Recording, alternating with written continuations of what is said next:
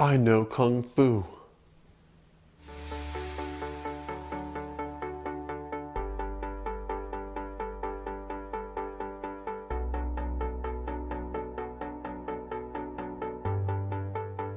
Hey everyone, Noah Hammond here, back with another video.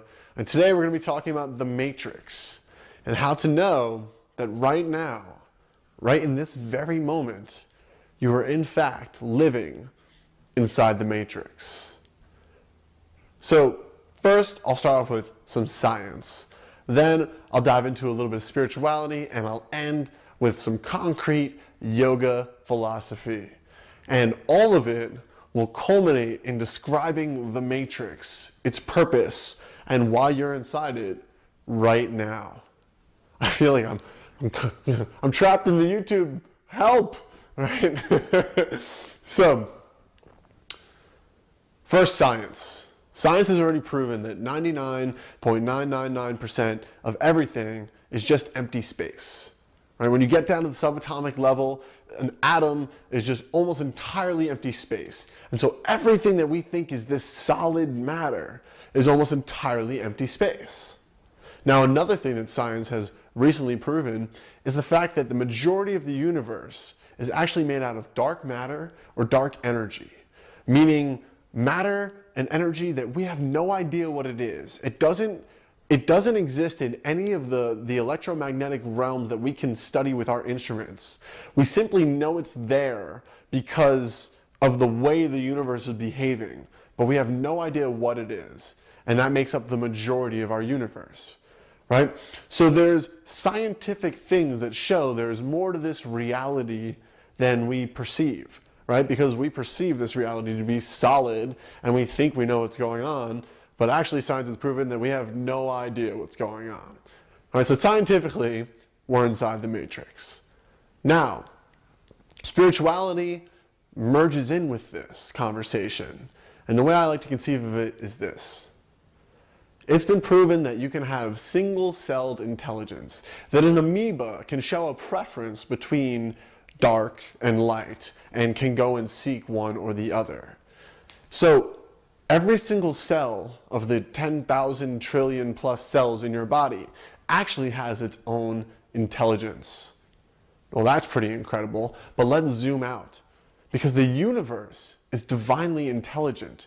It's absolutely mind-boggling when you think about the order that exists in the universe. Like if the moon was just a little bit further or closer away from our planet, how that would affect and change everything. And if we were further or closer to the sun, how that would affect and change everything. And how our body has these complex functions that process oxygen and sunlight and what it produces. And it's so complicated that, again, this is something that science has readily admitted it has very little understanding of. There is a divine intelligence that has orchestrated all of this. And my opinion is that, like how we create, so we have been created. Right? Everything that we create in our society starts with a thought up here. So the way I like to ask, or the question I like to ask is, whose thought were we? Right? Who was the creator of this, which is so clearly and so powerfully, divinely planned, with such levels of precision in so many layers and so many levels? Whose plan was that? So, while this is a very open-ended question, and it takes faith, it takes a suspension of the ego, of the critical mind, to actually open up to that conversation, it does make you wonder, whose thought are we? This divinely intelligent experience, this divinely planned experience that we're living in. And so the way I connect this is that in yoga, they teach the third dimension, which we're currently living in, is the dimension of duality. Right? There's hot and cold, light and dark, right and wrong, good and evil. And in this dualistic reality, what we get to experience is trial and error, pain and pleasure, growth, all of these things that stretch us as beings, stretch us as souls. We get to experience it here. Right? Because in the higher dimensions, there is not duality. there is unity, there is harmony. And so there's much less opportunity for growth. If everything was blissful, if everything was harmonious, how motivated would you really be to work on yourself, to stretch your boundaries, to stretch your limits, to grow, to become greater than you were yesterday, and greater than you were yesterday every single day? How much motivation would there be if there was nothing but harmony? Very little. And so the easiest way, my friends, to know that you are in the matrix right now, that you are here as a soul who chose to come here to work on yourself, to grow yourself, and to experience very specific lessons. The way to know that is to just think for a moment. About 99% of every single person on this planet is suffering for some reason or another. Doesn't matter if they're poor, doesn't matter if they're rich, doesn't matter if they're skinny, if they're fat, if they've got a great girlfriend or a great husband, or it doesn't really matter. Almost everybody is suffering over something. And so it makes you wonder, in this divinely planned reality, if this really was the end-all, be-all of reality, if this was really it, why would this divinely planned thing be planned and orchestrated and created in order for everybody to be suffering? To me, that just doesn't make any sense.